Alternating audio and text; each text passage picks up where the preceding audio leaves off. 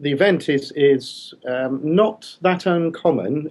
Just something as large as this is relatively uncommon. It's a chunk of rock entering the atmosphere, and what we see is when we see the really bright meteor or a fireball is not the object burning. It's the energy of the very high speed entry into the atmosphere, ionizing gases in the atmosphere and producing a glow.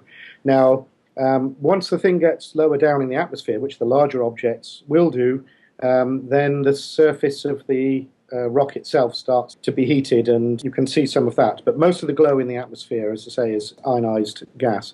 Now, what we can hear when we hear the Big Bang is well after the object's passed over, and that's because that's the sonic boom from the entry of the object coming in at higher than the speed of sound. So imagine just where you have an aircraft flying over and you hear it at supersonic speeds and you hear the sonic boom afterwards. This is the same thing. But of course the object is probably 50 kilometers up in the atmosphere, and so the boom may take more than a minute to reach us on the ground.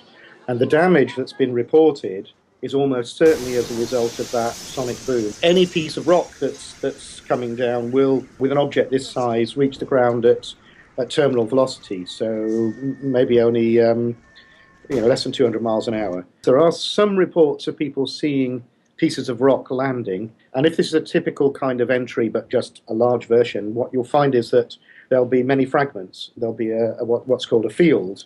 So there may be one very large piece, but then many fragments that have come off it, and they'll be spread over a relatively large area. It's not that uncommon. Something as bright as this, as powerful as this, is probably not something that happens every year, but certainly it's something that will happen every decade or so.